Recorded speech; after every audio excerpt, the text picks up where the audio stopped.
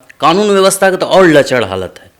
आप जाइए एक केस लेकर के या कुछ लेकर के, आपको डायरेक्ट आपको पहले वहाँ के नेताओं के पास जाना पड़ेगा, फिर आप थाना जाइए।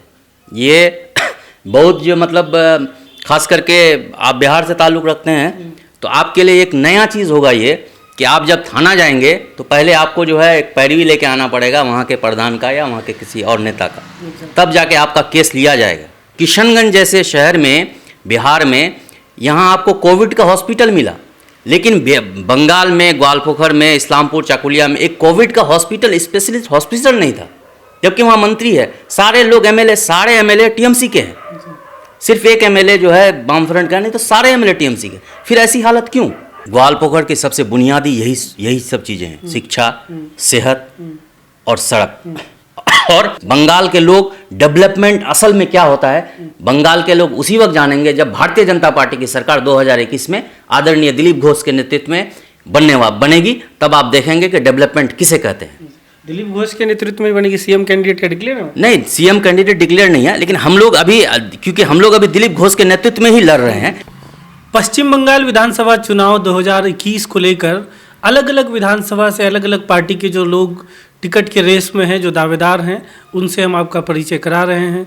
उसी सिलसिले को आगे ले जाते हुए आज ग्वालपोखर विधानसभा से जिनका नाम चर्चे में है बीजेपी टिकट के लिए, अयाज साहब हैं हमारे साथ, और ये उत्तर दिनाजपुर ज़िले के बीजेपी के माइनॉरिटी सेल के अध्यक्ष भी हैं, प्रेसिडेंट भी हैं। अयाज साहब, सबसे पहले आप अपना परिचय दे दीजिए, अपने परिवार के बैकग्राउंड के बारे में बताइए, और राजनीति में आप कब आए, कब किस पार्टी से जुड़े और कब किस पद पे रहे, बता दीजिए। मेरा नाम अयाज मोहम्मद शरीफ है। मैं भारतीय जनता पार्टी माइनॉरिटी मोर्चा का ज़िला का सदर हूँ, और मैं पिछले 6 साल से भारतीय जनता पार्टी के साथ जुड़ा हुआ हूँ। और मेरी माँ पंचायत समिति मेंबर थी, और मेरे फादर एडवोकेट हैं, किशनगंज में प्रैक्टिस कर रहे हैं। मेरे दादा वो प्रधान थे धर्मपुर अंचल के, और वो लगातार 15 साल प्रधान रहे। और मैं दिल्ली से पढ़ाई करके जब यहाँ आया, ग्वालपोखर आया, तो मुझे यहाँ के हालात, राजनीतिक खास करके, और यहाँ के हालात अच्छे नहीं लगे। तो मेरी भी जिज्ञासा हुई कि मुझे लगता है कि समाज के लिए कुछ करना चाहिए। तो समाज के लिए कुछ करने के लिए मुझे कई और रास्ते हैं, वहाँ भी जा सकते थे, लेकिन मुझे लगा कि मुझे राजनीति में आना चाहिए। और मेरी रुचि रही थी शुरू से ही, मैं बचपन से ही राजनीति में रुचि लिया करता था, और अल्लाह का करम हुआ कि आज मुझे उसी बचपन के रुचि की वजह से मुझे भारतीय जनता पार्टी ने अपना माइनॉरिटी मोर्चा का ज़िला का प्रेसिडेंट बनाया है। इसके लिए मैं भारतीय जनता पार्टी के ज़िला के सभी नेताओं का शुक्रगुजार हूँ। रही बात ग्वालपोखर की, ग्वालपोखर के जो हालात हैं, जबकि आपको मालूम होना चाहिए कि हमारे यहाँ मंत्री भी हैं, और कहा जाता है कि वो सबसे करीबी मंत्री हैं, लेकिन आप हालात देखिएगा ग्वालपोखर का, बद से बदतर है। सड़कों की हालत आप देखेंगे तो छोटी गाड़ी आप लेके जा ही नहीं सकते।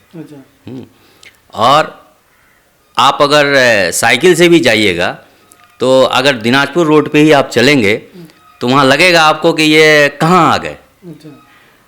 मतलब है तो रोड, लेकिन वो गड्ढों से भरा हुआ है। और शिक्षा की हालत इतनी बदतर है कि लोग अपने बच्चों को ग्वालपोखर में या चाकुलिया में स्कूल नहीं रहने के कारण उनको बिहार आना पड़ता है।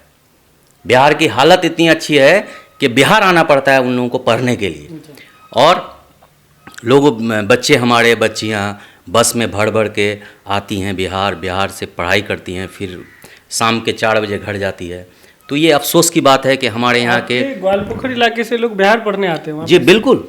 आप तो हालत अच्छी नहीं है? नहीं, जरा सी भी अच्छी नहीं है। स्कूल की हालत तो अच्छी नहीं है। आपको ये जानकर हैरानी होगी कि हमारे यहाँ +2 के लिए कोई कॉलेज भी नहीं है, कोई डिग्री कॉलेज नहीं है।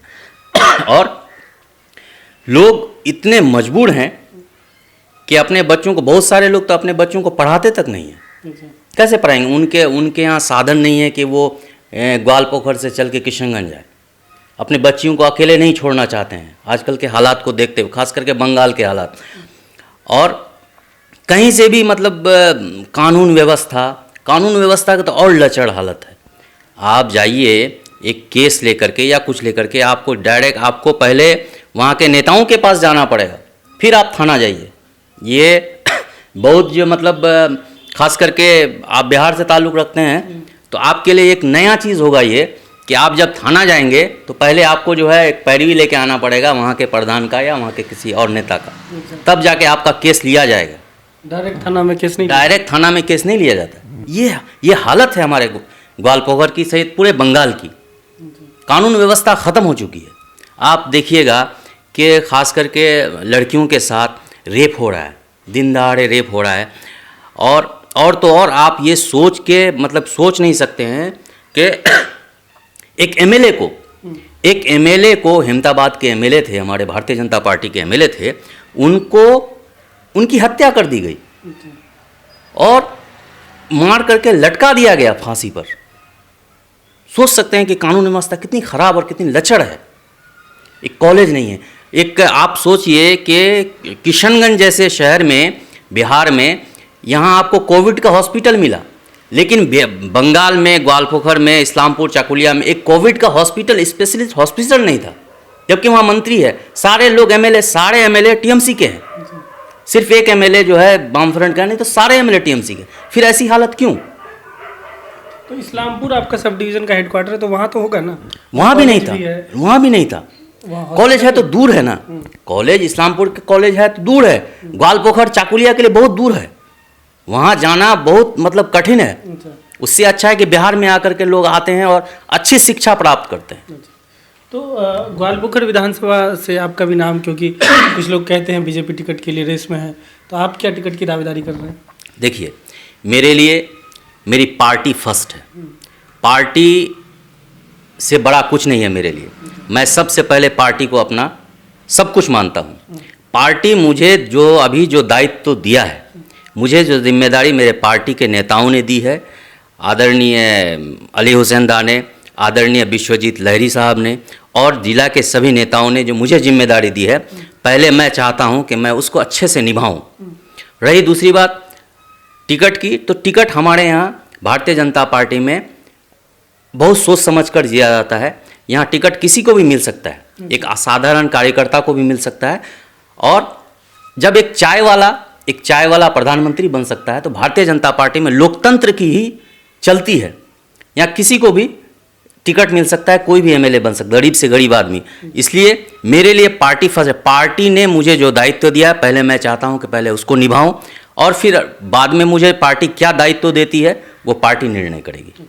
आप पहले जब हमारी बात हो रही थी तो आपने कहा कि जो माइनॉरिटी बीजेपी से दूरी बनाए हुए हैं उसको मिटाने की आपकी कोशिश होगी। तो जब पूरे देश में सीए एनआरसी जैसी चीज़ों का चर्चा चल रहा है, तो ऐसे में क्या माइनॉरिटी को बीजेपी के करीब लाना मुमकिन होगा आपके लिए? बिल्कुल।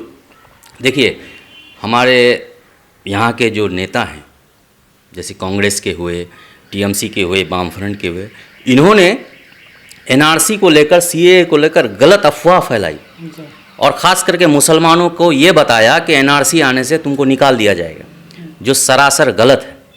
ऐसा कुछ भी नहीं। अगर हिंदुस्तान का मुसलमान है तो वो हिंदुस्तान में ही रहेगा, वो हिंदुस्तान से बाहर उसको करने वाला कोई नहीं है। आपके बाप दादा हिंदुस्तान में थे, आप भी रहेंगे। लेकिन ऐसे मुसलमान जो बांग्लादेश चले गए, उस वक्त पाकिस्तान था, मौलाना अबुल कलाम आज़ाद साहब ने, मरहूम ने, ये दिल्ली के जामे मस्जिद के सीढ़ियों से ये आवाज़ लगाई थी कि ऐ मुसलमानों, ये हिंदुस्तान तुम्हारा है, तुम अपने मुल्क को छोड़कर मत जाओ। लेकिन कुछ मुसलमान वहाँ चले गए और हम जैसे मुसलमान, भारतीय मुसलमान भारत में रहे। फिर हम लोग जब हिंदुस्तान में हैं और आप जब चले गए वहाँ पाकिस्तान चले गए, यहाँ के मुसलमान जो पाकिस्तान चले गए, फिर वो दोबारा हिंदुस्तान की तरफ मुड़ के आने लगे, तो ये तो गलत है ना। जब ये धर्म के नाम पर बांटा गया कि पाकिस्तान उधर चला जाए, हिंदुस्तान इधर रहे। जो लोग उधर गए, उधर का चाहे वो हिंदू ही क्यों ना वो गए, लेकिन वो जब हिंदू वहाँ गए तो वहाँ के मुसलमानों ने उनके साथ जो ज़्यादती की, तो आपको लगता तो है कि ऐसे आप ये कहना है कि मुसलमानों के साथ पाकिस्तान में ज्यादती नहीं हो रहा है? बिल्कुल मुसलमानों के अहमदी मुसलमानों का नाम सुने? नहीं, मुसलमानों के साथ पाकिस्तान में ज्यादती नहीं होती है। अगर होती है तो मुसलमान उसके जिम्मेदार खुद हैं। अच्छा। आपको उस वक्त नहीं जाना चाहिए था, और आप अगर चले गए हैं तो आपको यहाँ आने नहीं दिया जाएगा। जो हिंदू वहां रह गए वो उसके जिम्मेदार खुद नहीं है? नहीं, हिंदू वहाँ रहे तो वहाँ सोचे कि यहाँ तो मुझे प्यार मिलेगा, मैं अपने मुल्क में हूँ, लेकिन वो अपने मुल्क में नहीं रह के वो जो है वहाँ रह गए वो ये सोचे होंगे कि यहाँ पे हमारा रिस्पेक्ट होगा, अब हमें बराबरी का हक मिलेगा, वो नहीं मिल रहा है, तो वो भी अगर आना चाहें तो दिक्कत नहीं। मुसलमानों को वहाँ रिस्पेक्ट मिलता है। आप चलिए, नमाज पढ़ सकते हैं वहाँ, आप जो चाहे वो खा सकते हैं, लेकिन हिंदुस्तान में मुसलमान जो है सबसे, मुझे लगता है कि दुनिया के सबसे अच्छे और सबसे अमन से मुसलमान अगर कहीं है तो वो भारत में है। और मैं चाहूँगा, लव जिहाद वगैरह सब उत्तर प्रदेश में स्टार्ट हो गया है, तो उस डिबेट में नहीं जाते हैं। पहले जो हम लोग लोकल इश्यूज़ पे बात करते हैं। ग्वाल पोखर का आपने बताया, एक तो एजुकेशन और एक आपने बताया कि क्राइम रेट बढ़ा हुआ है, दो मुद्दे हैं।